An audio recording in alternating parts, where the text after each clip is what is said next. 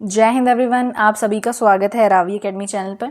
और आज का जो हमारा चैप्टर नंबर फर्स्ट रहने वाला है हमारे जो पॉलिटी सब्जेक्ट है, तो उसका है making of the Indian constitution के बारे में।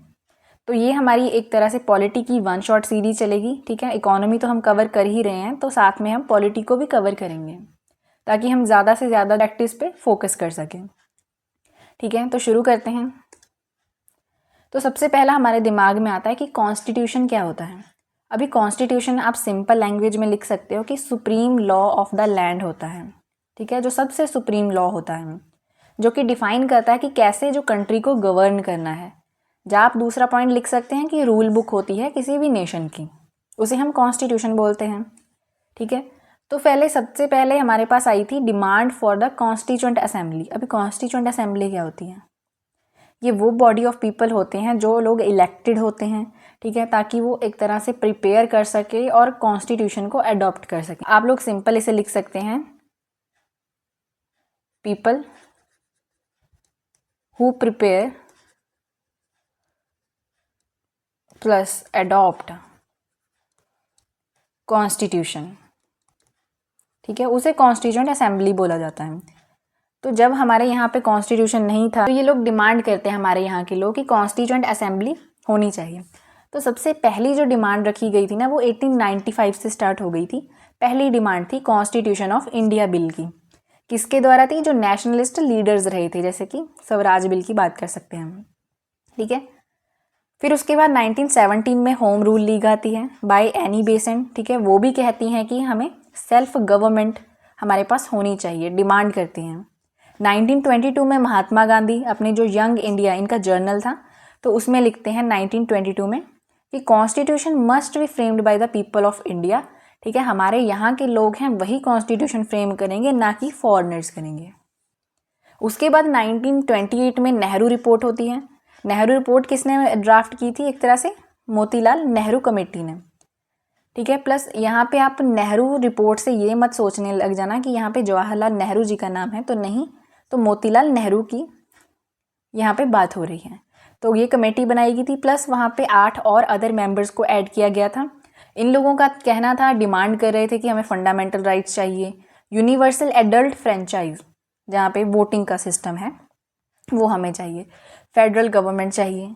फेडरल गवर्नमेंट वो होती है जहाँ पर पावर्स हैं वो डिवाइड कर रखी होती हैं स्टेट में और सेंटर में। ठीक है, बट ये जो चीज़ें थी वो ब्रिटिशर्स रिजेक्ट करे जा रहे थे। 1934 की बात करें तो एम.एन. रॉय हैं, वो आइडिया देते हैं कॉन्स्टिट्यूएंट असेंबली का प्रॉपर तरीके से। ठीक है, मेनली अगर आप देखोगे ना, तो ज़्यादातर जो शुरुआत मानी जाती है प्रॉपर, वो 1934 की ही बात की जाती है। पर उससे पहले अगर आप देखोगे तो 1895 से स्टार्टिंग हो चुकी थी। तो इनका कहना था कि जो इंडियंस इलेक्ट हो रखे होंगे basis of the adult franchise, ठीक है, वोटिंग के माध्यम से, वही लोग इंडिया के कॉन्स्टिट्यूशन को फ्रेम करेंगे। तो इन्होंने आइडिया दिया था। और 1935 में इंडियन नेशनल जो कांग्रेस है, ठीक है, वो भी ऑफिशियली इस चीज़ के लिए डिमांड करती है। और 1936 में ये डिमांड रेज की जाती है आईएनसी के सेशन ऑफ लखनऊ में, जब इंडियन नेशनल कांग्रेस का सेशन चल रहा होता, कहाँ पर? लखनऊ में। ठीक है, कौन प्रिसाइड कर रहा था? जवाहरलाल नेहरू। 1940 में अगस्त ऑफर आता है। तो ये जो 3 यहाँ पे लिखे हैं ना, Cripps mission, cabinet mission plan, most important है। कई बार क्या होता है, इनकी सीरीज पूछ ली जाती है कि पहले क्रिप्स मिशन हुआ था या फिर अगस्त ऑफर हुआ था। तो आपको याद कर लेना है कि 40 में अगस्त ऑफर था, 42 में क्रिप्स मिशन और 46 में कैबिनेट मिशन प्लान। अभी अगस्त ऑफर थी बाय वाइसरॉय लिनलिथ को। तो ब्रिटिशर्स है वो एक्सेप्ट कर लेते हैं कि इंडियंस है अपना जो कॉन्स्टिट्यूशन है वो फ्रेम करेंगे। ठीक है, वॉर के बाद, क्योंकि उस टाइम पे जो वर्ल्ड वॉर 2 है वो चल रही थी।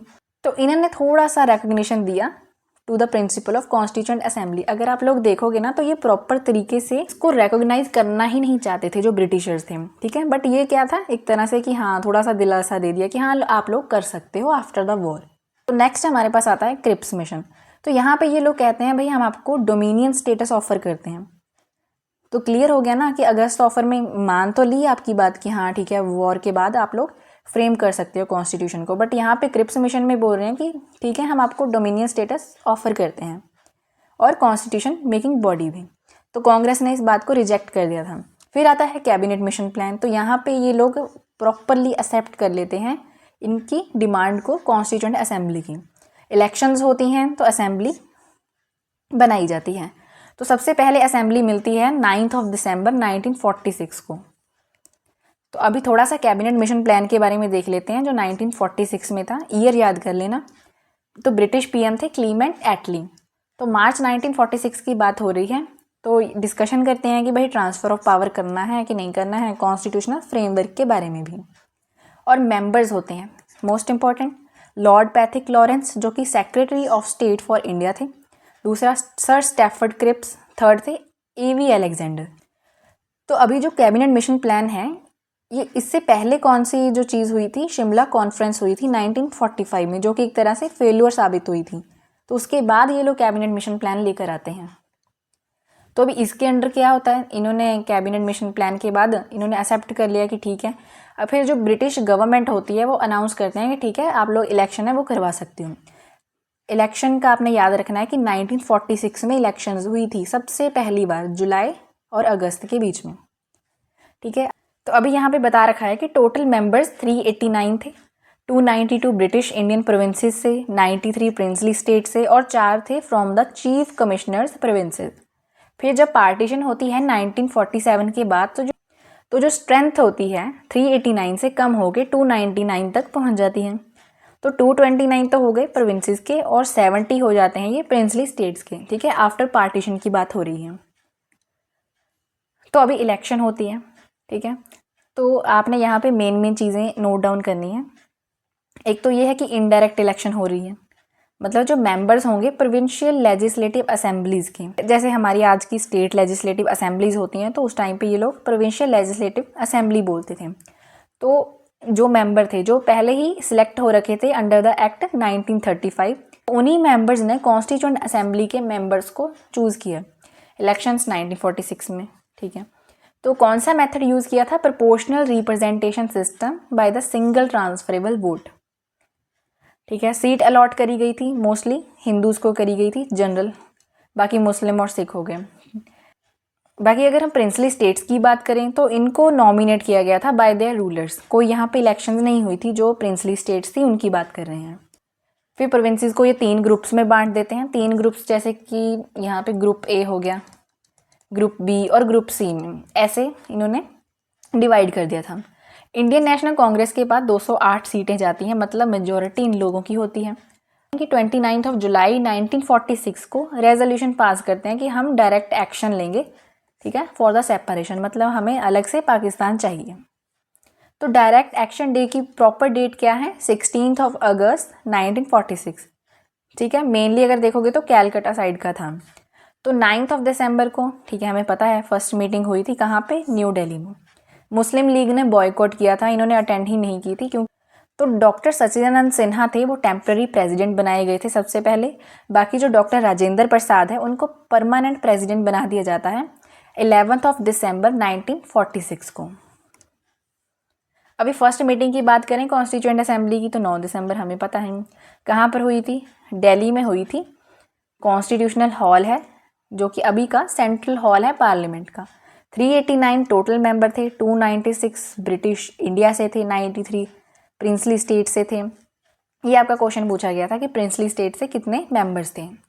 तो बहुत सारी प्रिंसली स्टेट्स थी जिन्होंने ज्वाइन ही नहीं किया था सबसे पहले। बाकी मुस्लिम लीग आपको पता है इन्होंने बॉयकॉट कर दिया था। तो 211 मेंबर हैं वो ही अटेंड करते हैं, जिनमें से सिर्फ 15 विमेन होती हैं। तो अभी परमानेंट प्रेसिडेंट कौन थे, 11 दिसंबर 1946 डॉक्टर राजेंद्र प्रसाद। ठीक है, बाकी वाइस प्रेसिडेंट की बात करें तो HC मुखर्जी थे। एक वर्ड आता है यहाँ पे हमारे पास, ऑब्जेक्टिव रेजोल्यूशन। ये फर्स्ट ऑफिशियल डॉक्यूमेंट माना जाता है। तो 13 दिसंबर 1946 को पंडित जवाहरलाल नेहरू ने ऑब्जेक्टिव रेजोल्यूशन को आगे मूव किया था। ठीक है, जो कि बाद में जाके प्रीएम्बल का रूप ले लेती है। तो अभी अगर हम बात करें ऑब्जेक्टिव रेजोल्यूशन की तो ये एक तरह से फिलॉसफी प्लस एम क्या था कॉन्स्टिट्यूशन का, उसे डिफाइन करता था। बाकी अगर हम ड्राफ्टिंग कमेटी की बात करें तो 29 अगस्त 1947 को, ठीक है, draft of the constitution banana start कर दिया था, जिसके चेयरमैन थे डॉक्टर BR अम्बेडकर। मेंबर्स आपको याद करने हैं ये, ठीक है, 7 मेंबर्स थे। डॉक्टर BR अम्बेडकर याद है हमें, ठीक है, चेयरमैन थे। N गोपाला स्वामी अय्यनगर, अलादी कृष्णा स्वामी अय्यर, KM मुंशी, मोहम्मद सदुल्ला, BL मित्तर, ठीक है। बाद में रिप्लेस कर दिया गया था N माधव राव की। आते हैं DP कैतन, जिनकी डेथ हो गई थी तो रिप्लेस कर दिया गया था बाय TT कृष्णाचारी के द्वारा। तो अभी टोटल सिटिंग्स की बात करें तो 165 डेज थे, 11 सेशन लगे थे। टोटल टाइम कितना लगा है पूरे हमारे कॉन्स्टिट्यूशन को बनने में, तो 2 साल लगे थे। यहाँ पे आप लिख सकते हो कि जब यहाँ पे बात हो रही है कॉन्स्टिट्यूशन की, ठीक है, जब कॉन्स्टिट्यूशन बन रहा था तो 2 साल 11 महीने 18 दिन बोला जाता है। टोटल कॉस्ट कितना पैसा लगा था, ठीक है, ₹64 लाख। पहला ड्राफ्ट था जो कॉन्स्टिट्यूशन का वो फरवरी 1948 को। थोड़ी सी क्विक रिवीजन कर लेते हैं। पहली मीटिंग हुई थी 9 दिसंबर को, ठीक है। डॉक्टर सच्चिदानंद सिन्हा जिन्हें टेम्पररी चेयरमैन बनाया गया था। बाकी इलेक्शन ऑफ प्रेसिडेंट जो परमानेंट बनाए जाते हैं, आप यहाँ पे परमानेंट प्रेसिडेंट लिख लेना, ठीक है, परमानेंट। 11 दिसंबर 1946 को doctor Rajendra Prasad objective resolution का पास किया जाता है 13 दिसंबर को पंडित जवाहरलाल नेहरू के द्वारा। ड्राफ्टिंग कमेटी कब बनती है 29 अगस्त को 1947 को। मोस्ट इम्पॉर्टेंट यहाँ पे डेट्स लिखी हैं, ठीक है। चेयरमैन होते हैं डॉक्टर BR अम्बेडकर। कॉन्स्टिट्यूशन कब अडॉप्ट किया जाता है 26 नवंबर 1949 को हमने अडॉप्ट कर लिया था, पर ये लागू कब होता है, केम इनटू फोर्स 26 जनवरी 1950 को। तो ये दोनों क्वेश्चन आपके एग्जाम में पूछे गए थे। अभी as a constitution making body तो प्रेसिडेंट पता है, टेम्पररी प्रेसिडेंट भी हमें पता है, वाइस प्रेसिडेंट HC मुखर्जी और TT कृष्णाचारी। लीगल एडवाइज़र तो ये पूछा गया था, कौन है, BN राव, जिन्होंने एक तरह से गाइड किया था कि जो ड्राफ्टिंग प्रोसेस है लीगली उसको कैसे आपने फॉलो करना है। चीफ ड्राफ्टमैन कौन थे, SN मुखर्जी, जिन्होंने पूरे फाइनल डॉक्यूमेंट को शेप किया कि हाँ। तो चेयरमैन कौन थे ये हमें पता है। तो बहुत सारी चीज़ें अगर आप देखोगे ना तो रिपीट होंगी यहाँ पे। तो अभी हमारे पास आता है hand written copies of the constitution. तो इंग्लिश वर्जन है, ठीक है, उसकी कैलीग्राफी किसने की थी, प्रेम बिहारी नारायण रायजादा ने। पूछा गया क्वेश्चन है। हिंदी वर्जन की बात करें तो वसंत कृष्ण वैद्य के द्वारा। आर्ट एंड डेकोरेशन किसने किया था, नंदलाल बोस और ब्योहर राम मनोहर जी ने। लैंग्वेज थी इंग्लिश, ठीक है। सिंबल जो हमारे कॉन्स्टिट्यूशन को रिप्रेजेंट करता सिंबल है वो एलिफेंट है, क्योंकि मेनली ये माना जाता है कि सबसे एक तरह से लेंथीएस्ट रिटन कॉन्स्टिट्यूशन है हमारे इंडिया का। बाकी बहुत सारी विमेन भी थी जिन्होंने कॉन्स्टिट्यूएंट असेंबली में, ठीक है, आप कह सकते हो अपना प्रॉपर योगदान दिया है। जैसे हमारे पास है राजकुमारी अमृत कौर, तो इंडिया की पहली हेल्थ मिनिस्टर थी वो। सुचेता कृपलानी पहली महिला CM थी उत्तर प्रदेश की। Sarojini Naidu first women governor UP की, ठीक है। Hansa Mehta fought for the gender equality, मतलब उन्होंने ज़्यादातर जेंडर इक्वेलिटी पे फोकस किया था। Durgabai Deshmukh worked for the social reform और एजुकेशन के लिए। Committees of the constituent assembly, तो यहाँ पे हमारे पास मेजर कमेटीज़ भी आएंगी और माइनर कमेटीज़ भी आएंगी, ठीक है। यूनियन पावर्स कमेटी किसके पास थी, जवाहरलाल नेहरू के पास। देखो यूनियन वर्ड 2 आ रखे हैं, यहाँ पे लिख लेना कि ये मेजर कमेटीज़ हैं। तो क्वेश्चन पूछते हैं आपके यहाँ से, ठीक है। यूनियन पावर्स कमेटी और यूनियन 2 वर्ड आ रहे हैं, कॉन्स्टिट्यूशन कमेटी, ठीक है। तो किसके पास थी, जवाहरलाल नेहरू जी के पास। फिर हमारे पास आती है provincial constitution committee, Sardar Patel के पास। ऐसे ही एक आती है advisory committee on fundamental rights minorities and tribal and excluded areas, ये भी सरदार पटेल के पास है, ठीक है। तो 4 तो हमारी ऐसे ही हो गई। बाकी ड्राफ्टिंग कमेटी हमें पता है डॉक्टर BR अम्बेडकर के पास है। फिर आती है रूल्स ऑफ प्रोसीजर कमेटी और स्टीयरिंग कमेटी, ये दोनों डॉक्टर राजेंद्र प्रसाद के पास हैं। तो कितनी है ये, 1 2 3 4 5 6 7 कमेटीज़ हैं जो कि मेजर में थी। बाकी हमारे पास माइनर कमेटीज़ हैं, ये मेनली मुझे लगता है कि 13 कमेटीज़ थी। तो ये पूछा गया था आपका कि GV मावलंकर के पास कौन सी कमेटी थी, तो functions of the constituent assembly की। बाकी committee on chief commissioners provinces और एक हाउस कमेटी, ये दोनों किसके पास थी, B पताभी सीतारमैया के पास। फिर आती हैं एडहॉक कमेटी, तो देखो एडहॉक ऑन द सिटीज़न और ऑन सुप्रीम कोर्ट किसके पास थी, S वारदाचारी के पास। फिर आती है फाइनेंस और स्टाफ कमेटी और ad hoc committee on the national flag. Ad hoc का मतलब यहाँ पे टेम्पररी है, मतलब जब वो काम पूरा हो गया तो उसके बाद ये कमेटीज़ थी वो अबॉलिश कर दी गई थी। तो ये दोनों थी डॉक्टर राजेंद्र प्रसाद के पास। फिर आती है हमारे पास special committee to examine the draft of the constitution, Jawaharlal Nehru के पास। तो ऐसे आपने याद कर लेनी है। तो बाकी हमारे पास कुछ और भी रह गई हैं। एक आपकी पूछी गई थी अलादी कृष्णा स्वामी अय्यर के पास कौन सी है, तो कौन सी है इनके पास, credential committee. Press gallery committee की बात करें तो उषा नाथ सेन चेयरमैन थे। Order of business committee doctor K M. Munshi हो गए। Expert committee on financial provisions Nalini Ranjan Sarkar. Commission on linguistic provinces तो एस.के. धार। अभी यहाँ पे हमारे पास ये भी बहुत इंपॉर्टेंट चीज़ है, इंडिपेंडेंस डे हम सेलिब्रेट करते हैं 15 अगस्त 1947 को। तो यहाँ पे दो वर्ड हैं, एक तो होइस्ट है और दूसरा होता है अनफर्लिंग। ठीक है, जब इंडिपेंडेंस डे होता है तो प्राइम मिनिस्टर होइस्ट करते हैं फ्लैग को एट द रेड फोर्ट, मतलब जो फ्लैग है उसे नीचे से ऊपर लेके जाया जाता है, पूरा फहराया जाता है। पर जब रिपब्लिक डे होता है 26 जनवरी 1950 को, ठीक है, तो अनफर्लिंग की जाती है फ्लैग की एट द कर्तव्य पथ, जिसका पहला नाम राजपथ होता था। ठीक है, अनफर्लिंग होती है कि जो फ्लैग है वो ऊपर ही होता है, बस उसे अनफर्ल किया जाता है। बाकी रिपब्लिक डे के बाद सेलिब्रेशंस कैसे ख़त्म होते हैं, बीटिंग रिट्रीट सेरेमनी होती है 29 जनवरी को। तो अब्राहम लिंकन थे, उन्होंने डिफाइन किया है प्रॉपरली डेमोक्रेसी को, a government of the people by the people and for the people. मतलब जब हम छोटे थे तब से हम यही चीज़ें जो पढ़ते आ रहे हैं। तो यहाँ पे थोड़ी सी इन्फॉर्मेशन है आप लोगों के लिए। ठीक है, अगर आप लोगों ने नोट्स में लिखना होगा तो आप लिख सकते हो। तो रिटन कॉन्स्टिट्यूशन होते हैं और अनरिटन कॉन्स्टिट्यूशन होते हैं। ठीक है, आपकी नॉलेज के लिए भी है।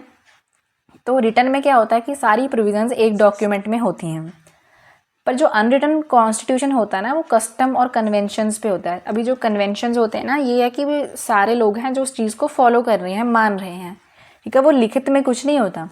तो हमारे जैसे इंडिया में क्या है, रिटन है। यूएसए का भी रिटन कॉन्स्टिट्यूशन है। बाकी जो यूनाइटेड किंगडम है उन लोगों का अनरिटन कॉन्स्टिट्यूशन है, वो कन्वेंशंस पे काम करते हैं। तो हमारे यहाँ का क्या है, कंपैरेटिवली हम रिजिड कह सकते हैं। जो रिटन कॉन्स्टिट्यूशन होते हैं बहुत मुश्किल से उन्हें चेंज किया जाता है, बट अनरिटन है तो उसे ईजिली हम उसे चेंज कर सकते हैं। बाकी फॉर्मेशन फॉर्मली ड्राफ्ट किया जाता है, ये इवॉल्व होता है ओवर द टाइम। मतलब ये लोग देखते हैं कि प्रॉपर अगर ये चीज़ हम करेंगे, ये कन्वेंशंस हम फॉलो करेंगे तो उसका क्या रिजल्ट होगा, कैसे वो चीज़ें इवॉल्व होंगी। ये ऑर्गेनाइज्ड और सिस्टेमेटिक होता है, ये सिस्टेमेटिकली अरेंज थोड़ी होता है। जैसे हमारे यहाँ पे प्रेसिडेंट के लिए अलग से बना रखे हैं सारे आर्टिकल्स, फिर उसके बाद आगे वाइस प्रेसिडेंट के लिए होते हैं। तो जो इनका होता है ना वो सिस्टेमेटिकली अरेंज नहीं होता। तो एक और आता है हमारे पास वर्ड फेडरलिज्म, जो सबसे पहले मैंने आपको बताया था कि जब पावर को डिवाइड किया जाता है बिटवीन द सेंट्रल गवर्नमेंट और द वेरियस स्टेट्स और द रीजनल गवर्नमेंट। मेनली ये चीज़ लिखनी है आपने, फेडरलिज्म लिख के एरो बना लेना। Powers divided between centre plus state. जितना हो सके उतना कम टेक्स्ट लिखा करो ताकि आपके जो नोट्स हैं आपको रिवाइज करने में मुश्किल ना हो। ठीक है, तो ये आपका बहुत इंपॉर्टेंट चीज़ें हैं। ठीक है, तो ये बता रखा है कि जैसे हमारे इंडिया का फेडरलिज्म माना जाता है, पूरा प्रॉपर जो सिस्टम है, तो किसने ये वर्ड यूज़ किया था, क्वासी फेडरल। किसने किया था, के.सी. वैगियर ने। इसका मीनिंग होता है कि federation with the unitary bias. Granville Austin ने बोला था इंडियन फेडरलिज्म को कोऑपरेटिव फेडरलिज्म है ये। बाकी ये जो बात लिखी है यहाँ पे कि कॉन्स्टिट्यूशन होगा फ्री इंडिया का, उसे must be framed without outside interference by the constituent assembly elected on the basis of, जो मेनली फोकस किया जाएगा वो अडल्ट फ्रेंचाइज से। तो ये बात कही थी जवाहरलाल नेहरू के द्वारा। ठीक है, तो ये हमारा पहला चैप्टर था, making of the Indian constitution, polity का फर्स्ट चैप्टर। तो यहीं पर ख़त्म होता है। अगर आप लोगों को वीडियो अच्छी लगी हो तो चैनल को लाइक और सब्सक्राइब ज़रूर करें एंड थैंक्स फॉर वॉचिंग।